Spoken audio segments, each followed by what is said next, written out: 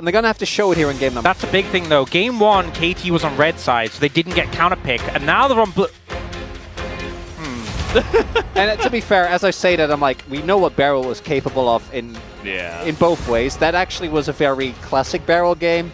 It's just unfortunate that Deft was also dragged into the depths, as there is that Azir ban that we expected in game number 1. Didn't come through, will come through this time around. Maybe that's what happens when you just spend too much time playing with Beryl. You just get infected by the wackiness. I've watched back the 2020 or 2020 Worlds recently, and you'd be shocked at how many Beryl moments there were, even back then when he was, without a shadow of a doubt, one of the best supports in the world. Very funny to see, knowing what would happen in the 2 years afterwards. Tristana going to get taken away here as well. Most likely, even with the Jhin being available, I imagine that KT is going to try and secure themselves the Ziggs here.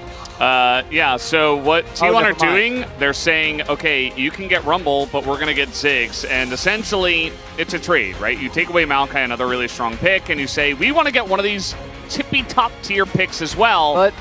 But so I think that's not as bad if Jin's not available, but if you end up trading Ziggs for Jhin, I don't think you're going to be feeling too bad about that, and I imagine Perfect's going to feel much better with this than what he had last time around. Rumble Jhin also such a strong combo. The buy has been left open though, so there's that in return, but the thing with Jhin is you can actually operate at such a long distance away from any fights with the ultimate. If Rumble drops his equalizer on top of Ziggs and you just open up with the curtain call, very hard for T1 to mitigate that. Now the Skarner's going to come through. Obviously we saw last game the power can have. Oh. Not going for the Jhin. A bit interesting. His Jhin is so good, we saw it yesterday. Like, I understand, like, these 3 picks make sense. I understand why they want to get them, but you're not getting Jhin now. And I think that was a part of the reason we were like, okay, this makes sense. This trade is okay. Rumble Jhin for Ziggs, but now they'll obviously have missed out on that.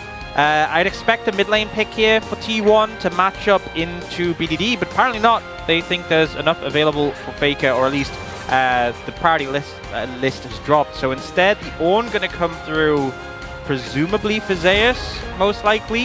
Wow, who could have known? Oh, what a shock. Does come through. Definitely not going to be fun for Zeus early. But now, T1 is the team with Ziggs, so they can actually lane swap and not take too much of a hit, given how strong Ziggs is pushing power and his passive is. And Ornn obviously is going to feel a lot better in a 1v2 in a lane swap situation, if that does end up being the distribution compared to a Rumble. What is Faker going to play though? Because now the opportunity here for KT Roster, the Poppy takeaway should come as no surprise after the previous game, into this Yone. Because BDD I think was the one shining light in the last game. It was a shining light in the Hurricane, so it didn't really do a whole lot. But he did try to make it work with the Rumble. Is a really strong 2-ult combo there. See if they're able to leverage that into T1. Yeah, and the MF has been left open, so could you see Def pick up that again? Perhaps if you don't get so far behind against the Ziggs, not going to fare as badly. And banning the Senna away from T1, I guess concerned of like... I mean, I guess Senna Ziggs is possible. Maybe like a Senna Ornn bot lane and Ziggs mid. I think that's a weird... I wouldn't expect that, but just not wanting to deny it. Interestingly, they don't ban away the Corki. Maybe aware that it's lost so many times in a row and like, no, T1, you can pick Corki. You're fine to do it. But instead, looking in a different direction, I feel like they need AD with his composition, and that means it's going to be the Nasus. It's going to be the Nasus. Of course, and T1 fans holding their breath as they saw the 10 lost streak Corki hovered there. This is very, I mean, on paper, it looks like we definitely get that mid into the Yone, and then the Ornn is in the top side with the lane swaps and everything. So just waiting on a support counter pick here for Keria on the side of T1. I'm just saying, Janna goes really hard here if this row gets locked in, okay? I don't think that's what we're getting. I think what we're getting is Alistar. But I think it'd be cool. The interesting thing for me, though, is that T1's composition, this Nasus, feels kind of weird when you have Vi Ziggs already, right? Vi Ziggs kind of signals that you want to go in aggressively, you want to try and blow up targets in a second. I think the Ornn can do that to a certain extent. But with the Nasus added as well, it gets a little weird. Deft can now also go for the poke build, meaning that you have a lot of effective range added to this composition when you get to the mid to late stages. I also think she does pretty hard to itemize against Kai'Sa, pretty good at cutting through bulk, and there is a lot of bulk on the side of T1. Plus, if you take out the Ziggs, it's just frontline left. So I think KT definitely have a game plan to kill Guma and then just cut through the rest, especially if Yone, if BDD has a good game, if he gets ahead, a lot of the targets just aren't able to get a cut through his sustain, and then the Bard comes through for Keria. I'm not really a big fan of Bard here. I think Bard is best utilized when you're playing into a mobile carries. You can set up an ult on them. Obviously, there's other value in his roam potential. But there's so much dive threat here. Like, as a Bard, if you're roaming around, they will just look to kill you, and it's not going to be that difficult. Yeah, it doesn't feel like there's a whole lot of peel outside of, like, self-peel from the Ziggs. You could definitely see the Alistair. That was kind of our expected pick. That would offer you that very common into the Rel, but instead it's just more setup, you would say, for T1's team fighting rather than safety for some of their squishies. Yeah, but it does mean that in the 5v5, I think you see what the T1 comps wants to do. But like the 2v2s, the 3v3s, they look kind of clanky, right? You have Ornn, who I think in theory should be able to get through laning phase, but isn't really going to offer you that much power. And then outside of getting a really big Vi and Ziggs combo, feels like the mid game is going to be kind of weak. And I think that if you get past mid game with the power that KT have, when you get to mid to late, in terms of the role, the Kai'Sa Yone in particular, with a Rumble to boot, laning phase is going to be really hard to get through here. Yeah, I'm not convinced by this T1 composition. I think there's some problems they're going to face in the game, and they're already 1-0 up, which is obviously good, but they're going to have to battle through if they want to get a win here. What about a double, level 1 for KT this time? Well, let's hope we don't see what we saw in Game 1 at the beginning of that one. Let's jump onto the rift for Game 2.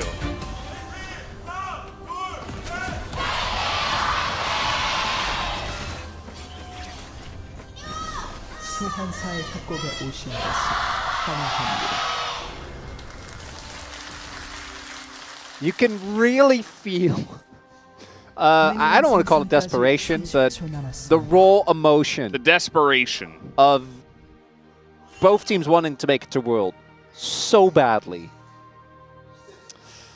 It's only one slot. And DK were able to get in ahead of T1. A lot of people expecting T1 to win that series. It did not happen. We win 5 games. DK took it down. And so we have the telecom war for one spot. And only one of Faker or Deft can get the most Worlds attendance award at 9. Both of them on 8 currently. But if you win tonight, you get that number 9 for those individual players. As KT is looking to invade here and set up their on the top side, although Beryl is down on the bottom side of the map at the moment, so we'll see where they go with this. Yeah, I guess maybe concerned about playing into the double ranged as ranged melee. Oh, Keria got one. Also the smite. Forced the smite, yeah. And now Beryl's just 1v1ing a Ziggs with Ignite. And, I mean, Guma, Ziggs, level 1 is not very strong. And here comes Beryl again. That's another jump forward, although now with the wave coming in, Beryl is going to back away. Yeah, I guess he used the W cooldown twice on Guma, so chunks him out, but not really able to do much else. Interesting adaptation, though. You know, we see the lane swap. We just get the Beryl solo lane now. Yeah, but he has a support item, though. I think it's just more about the teleport. XP. Yeah, the teleport's going to come in. Still, I think Def now being towards the bot side of the map also due to... Oh, nice reaction from Guma. Beryl sprinting straight at him. At the end of the day, though, good reaction, but Beryl is able to trade flashes with the Ziggs, which is always going to feel very nice when he's got Hex Flash. And this has worked out for KT because they avoid Guma and Keria having a level 2 advantage, which they would typically get in range versus range melee. But they also return to the lanes quickly because they don't want to keep the Rumble away from the Ornn. I actually think this has worked out quite well for them overall. Only one that did have to pay the price is Pioshik, right? Because Keria staying around in that jungle delayed Pioshik very, very heavily, so he didn't actually end up getting the red buff. Only got 3, so missed I think 1 or 2 of the small raptors, and now it's getting invaded. So Oner is going to be really far ahead of the Skarner very early on, as he's even going to be able to take the Krugs here with this lane getting shoved in. It doesn't look like KT is aware of this. Faker is really struggling in mid though. Looks like he is going to have to take the first back, so maybe there's an opportunity there, as now they do know. But can they go for an invade here? Doesn't look like it. BDD also backing now, so before he's back to lane, it's not really going to be a window, and Guma and Keria still have bot lane prio. Yeah, I don't think it's going to work out too badly for Pyosik because he's able to pick up the Scuttle Crab. I do wonder, though, if he's going to try and re-invade on Oner's Raptors here. And you actually see Oner pinging towards the top side, looking to deny this. See if he can do so. Pyosik, yeah, he's just level 3. He's coming in behind Faker, as they do know that the Skarner is here, and now Faker going to be knocked towards the wall. He does dodge the knock-up here. He goes for the ghost, but he's basically just running in circles waiting for Oner to come on over, who is going to bail him out. But now a bit of damage into Oner as well. The Unbind comes in and forces the flash from Oner. The flash on in for BDD, and he gets first blood just like that. And this is a bleed out from mid going behind. The wave bounce back. Faker pushes up. Pyosik, he gets denied the Raptors, so he goes, well, what else can I do but gank mid? Oner has to move in to try and save his mid laner. And the end result is KT getting massive boon. And the jungler who is behind really appreciating that. Big thing there is that with the knock-up from BDD not hitting and Pyosik not slamming him to the wall, I think Faker probably would have been fine just walking it up, but they actually end up looking for the 2v2. Vi trying to get the most out of that Conqueror early on, and I think that's what ends up being the main issue. Because as we can see, initial setup here, not finding the Q3 and not finding the wall slam. With the ghost, keep going. It's just not enough. And go for Vi.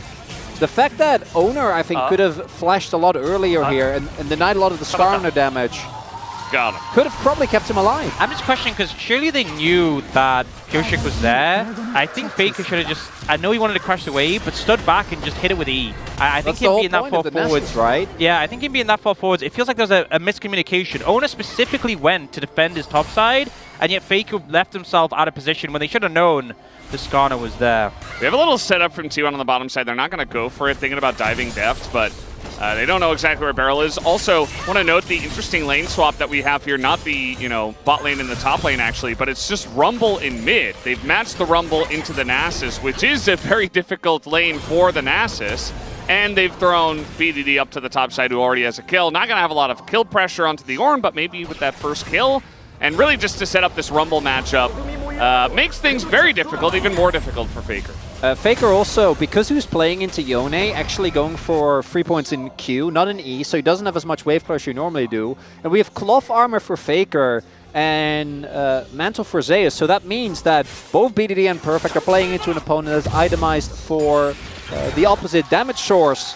And KT looking completely revitalized here early on in the second game. Yeah, this is a horrible scenario for the Nasus into the Rumble. The Wither obviously doing nothing as well. So T1 are adjusting their lanes now to try and compensate. They are setting a trap for Perfect here. Yeah, a little bit of a trap. I mean, Barrel's here as well, and could try to go for it, though. The flash on in, the Ornhorn going to be blown here as well. Perfect not even bothering to flash, and it's going to bite him back, as that is the kill. Oner comes in and just way too much CC, more than Perfect was expecting. Just flash it. I don't think there's a reason to risk it in that situation and see if you can survive, especially the follow-up coming in, the satchel from Guma. I think the thought process was, well, the Bard stuns down. How much more can they really do? The answer is that. They definitely had more gas in the tank. Big thing is that with the objectives being down, normally if you end up getting or investing in a kill like that for KT, maybe you can then play for Dragon, right? Try and get a grub or two, but there isn't anything on the map. So you saw as well, Pyosik is like, can I gank bot? Was spotted by the ward, and that's just kind of the end of the play. So big win there for T1, being able to get a kill onto Oner. Vi definitely one of the junglers that uses the gold decently well. One big thing that is really nice for KT though is that once Kaisa is able to get out of lane, get to like at least the first item, I think she starts feeling a lot more safe. Yeah, get to just freely push out the waves. And obviously the free item breakpoint is, I think, where we're really gonna start to see Deft take over the game. But even just getting through the laning phase without any big experience disadvantages is gonna be a really big deal. Yeah, and I don't know. Maybe Perfect leaving it too late, thinking he had more time to flash, or maybe just thinking he could survive it. But either way, good setup from T1, good answer back, and punishing the Rumble. Do you guys get the feeling that even after seeing this much Ziggs, sometimes players will disrespect the satchel? Yes. Yes. That's a... Yeah. I feel like we see it so often, even aiming in the series against T1, just utilizing it so well. It can do a lot, and I feel like, you know, when you're getting first pick Rumble, you really want them to be doing a bit more than sitting on 0-1 and, you know, just barely being ahead of the Ornn at this point in time. So we'll see if Perfect can get back on his feet. These lane assignments still all over the place, as now we have BDD playing into Guma. I think Guma just got his flashed forced, used his ultimate as well as his flash. BDD's ult is down, so I imagine that he was able to get... Obviously, Yone has so much dive threat that Ziggs shouldn't really be laning into him. And Faker, due to these constant swaps and the plays that have happened in mid lane as well, where he had to back off, really has not been looking good in terms of CS. Like, and especially if you go for the Nesses with a lot of early points in queue, you want to try and snowball that and get to a high number of stacks as soon as you possibly can. It's able to, as we expected, I think, really put a lot of pressure on in this laning phase. Yeah, getting a substantial lead, and obviously there's a lot of setup from T1, a lot of pick potential, so perhaps that's something they're going to lean on, but yeah, we can see from the level difference, BDD over a full level ahead of this Nasus, and given how proficient he's been on the pick, he is going to be a problem as this game goes on. A hard champ really to pin down as well. You know, there's a lot of CC on the side of KT, but plenty of scenarios where you're using the Unbound Soul, where even the Vi, if you ult onto him, he can just snap back, drag you into a very rough position.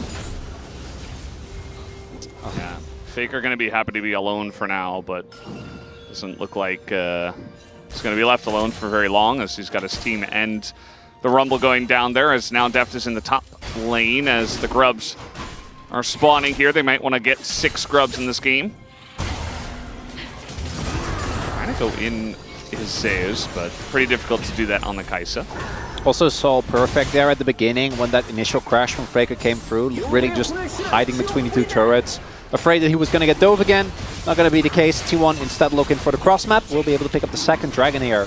A lot of less impactful souls still on the map. We'll see which rift we are going to get. And it's Cloud, which there's a lot of members that I think use the Cloud Rift really well here on either side. Yeah, I honestly don't think Cloud is that bad. Obviously, something like a Hex deck is the ideal, but particularly the Nasus benefits a lot from that movement speed at close distance.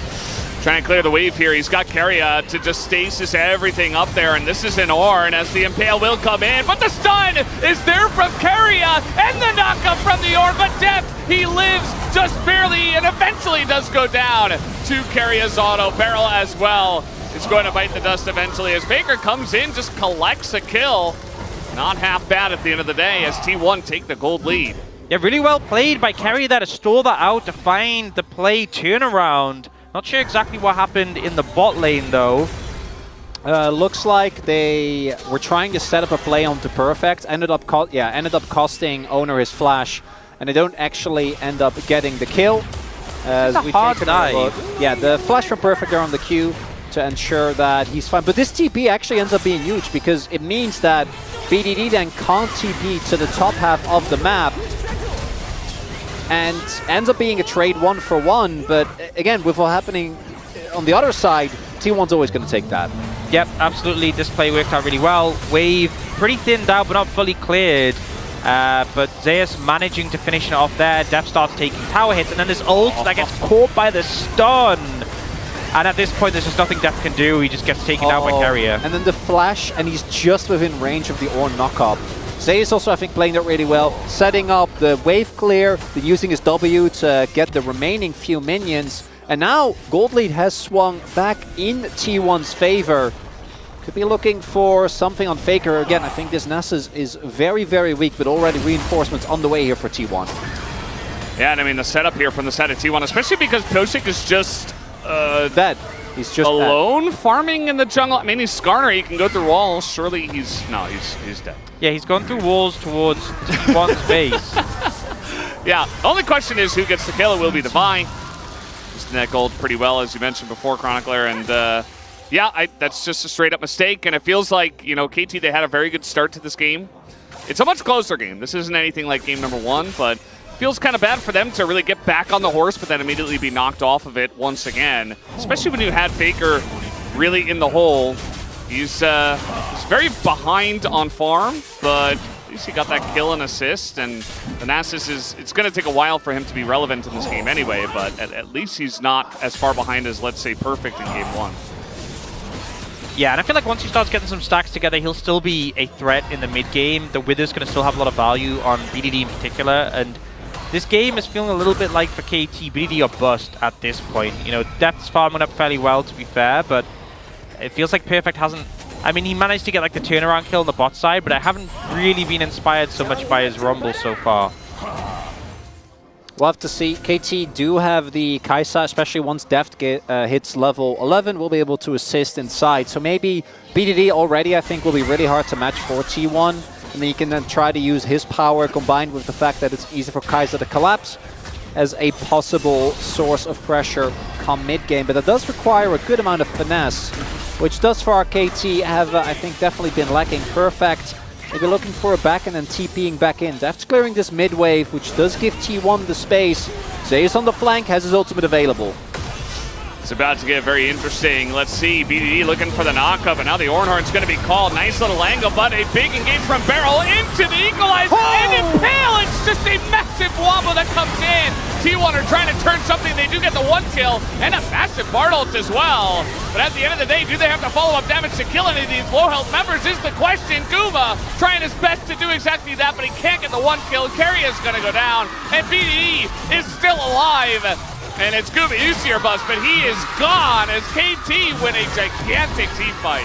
That's the Wombo combo dream right there as Barrel sets it up, Yoshik knocks it down, and that Rumble pick toasting the entirety of T1. Holds them still, rakes them over the coals, and KT get the ace, but still a bit scrappy. I think a big thing was the fact that BDD and Depth couldn't immediately follow up on the targets. But the job gets done, a big swing in favor of KT off the back of that play. We'll see coming in, so initially Keria kind of baiting out skills here, and this is the big factor. BDD's Unbound Soul used, and Depth also gets knocked up, so the follow-up isn't there immediately, but just holds them over the fire here. And it does get a little bit messy, you know, Depth gets focused down, Beryl ends up killing Faker and then also chasing down Keria, which is just the most Beryl thing ever, but he deserves those kills after that ult, I'm going to be honest. Perfect also barely living there with the shield, and BDD, if he goes unchecked in these longer fights and just can get spell rotation after spell rotation off, Yone is going to add so much damage to your composition. And now look at the kills as well. A lot of those go in to BDD. Again, also a double for Barrel, which is very funny given how this game started. That goal not going to excite you as much, but BDD in particular being this far ahead is a big deal, and now possible soul point fight on the table here.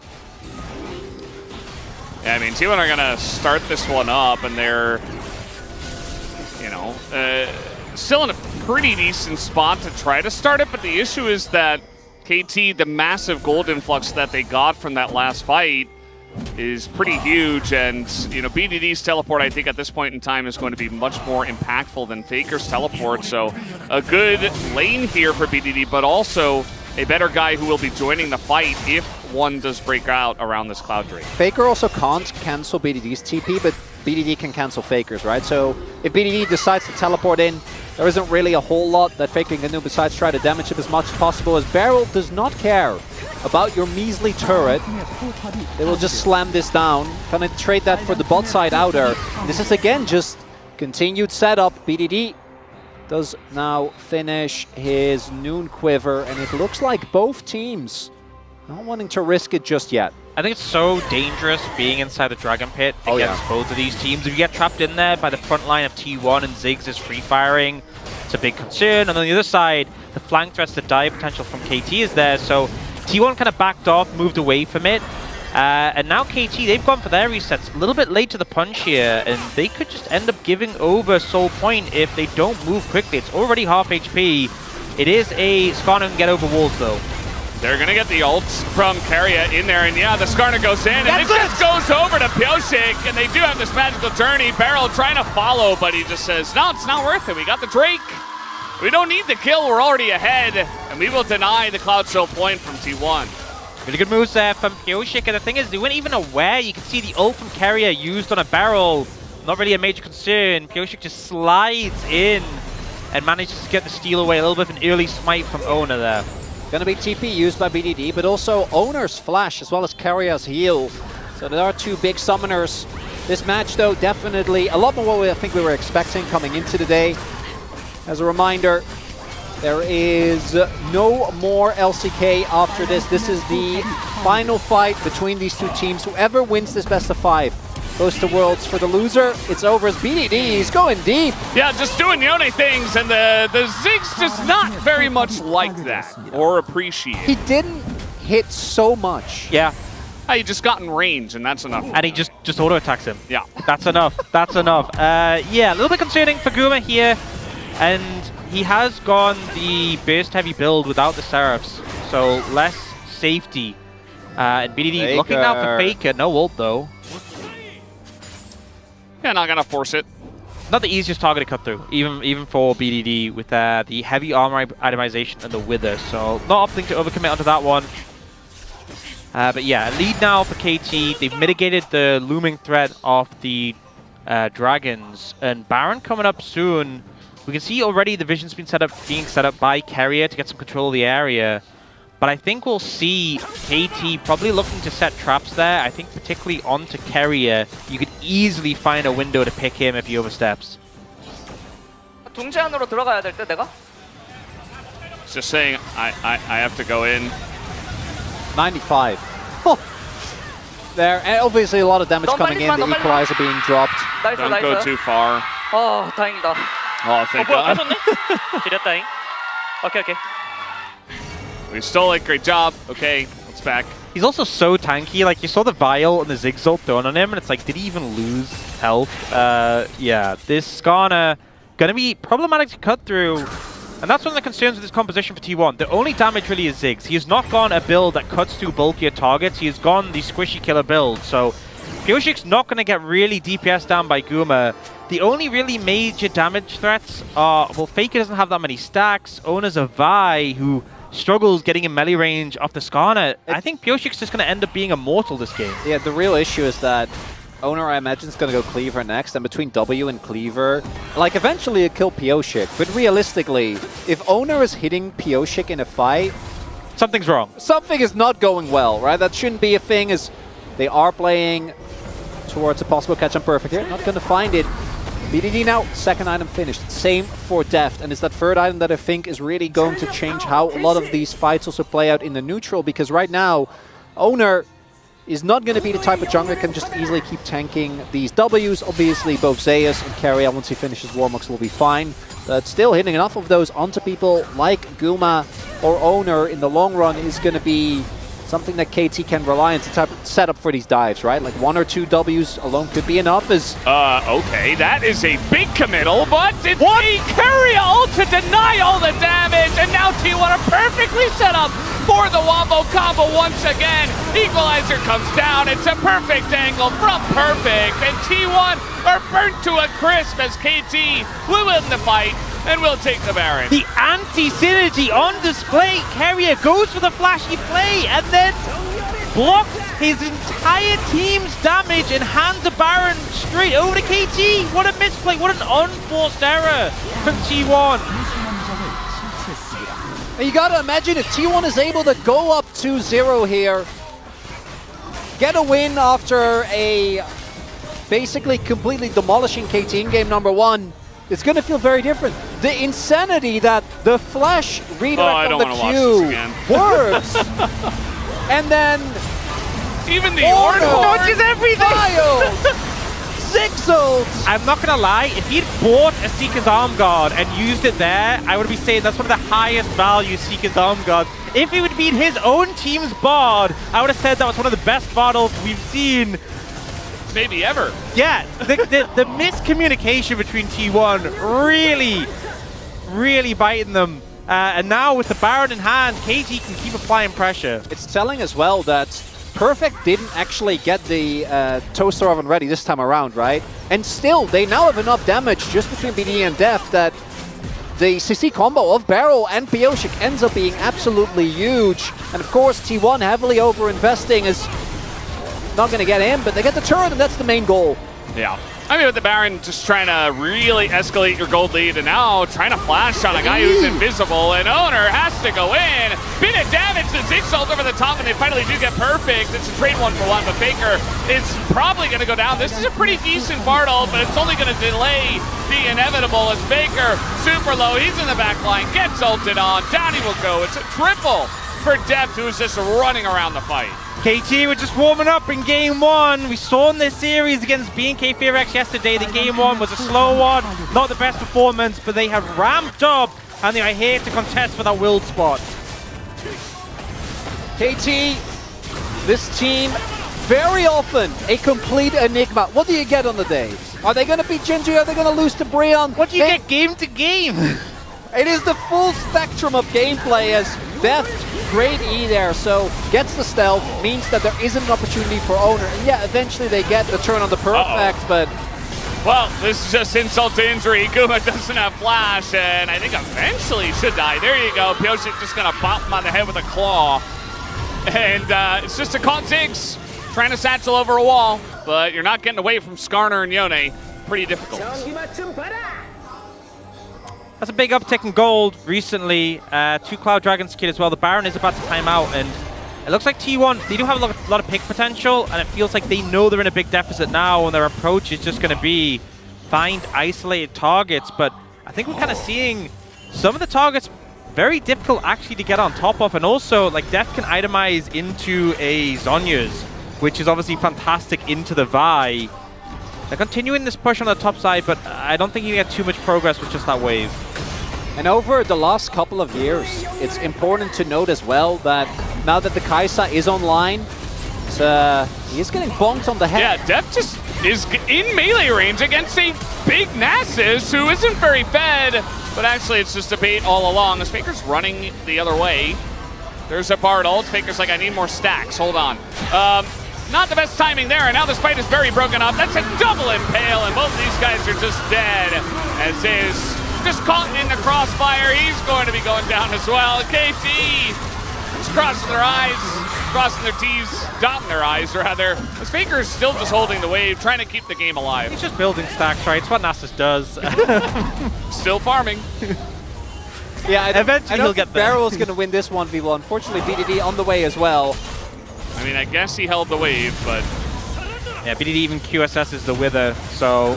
he just need to hit a Q at some point. Dodge everything! Nah, he's trying his best. I mean, the Nasus can be pretty funky like this. The ult will be committed to as BDD has had enough, and they do take him down.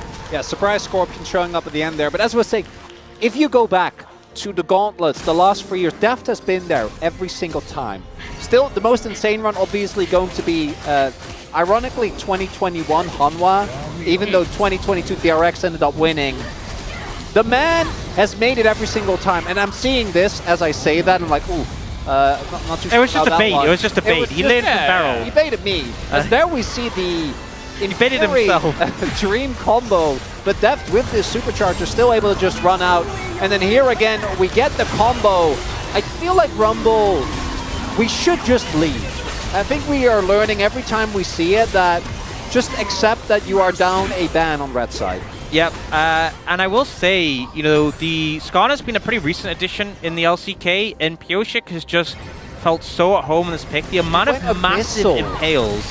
Yeah, trying to maximize that magic damage for his team, a lot of value there, but he has just been on form this game, especially considering he was the one who suffered the most in the early shenanigans.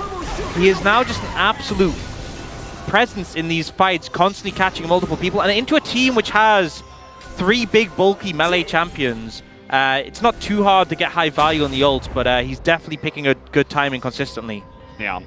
A lot of the early to mid game was a huge focus on BDD getting very far ahead, Faker being extremely far behind, and it's really only gone further beyond that, right? As BDD once again doing insane damage on the Oner as he did yesterday. he has gotten Yone 2 games in a row, and T1 have not given the respect to that just yet, as Keria this time trying to actually set up a Very kill. OP. Can't believe he just used walk. He utilized the walk strategy Very powerful. in the direction that Keria was not expecting. But yeah, I mean, BDD is just kind of running away with this game. The issue now is that it's not just BDD. It's the entire team is finally kind of grouped up behind him. He was there in Game 1 as well, but he was the only one in Game 1. So now he's got a team behind him, and KT, 10,000 gold ahead almost, are looking for their second Baron. All they got to do is turn. Just don't flip, don't risk giving it over. As long as Oner isn't allowed near the pit, does a flash and ult. Well, they're trying to keep him out of the pit, and there is the turn. A lot of wombo combo bouncy castle behind the wall there. He's dead. Yeah, BDD goes down, and Baker's pretty tanky, a big impale, but Pyosik getting low. I think the wallets might just be a bit too heavy, though. A pretty decent fight, all things considered, but the wallets are there for the side of KT. Extremely messy, and T1 will deny the Baron for now. It's not clean, but it's KT. Everything's fine. They have enough threats. That almost gets the kill there. Going to be setting up for Soul Point here. And again, I think a bit of a messy fight's not the end of the world. As long as you don't give over the Baron and the bounty and allow T1 to really stay in the game for another 5 minutes, that's not going to be the case. I think considering, just watch BDD and the amount of CC he fits in, considering this game, this wasn't a stomp fight for T1, it shows the wallet dip. He gets immediately violated over the wall, then he gets knocked up, then he gets knocked up, then he gets knocked up, then he dies. That is the story of BDD, that fight, as the most fed member of the team. And still, the fight isn't a immediate win for T1, and it just goes to show like how far behind T1 are, and also the lack of damage really for this comp. Guma's going towards Rabadon's third, so nowhere near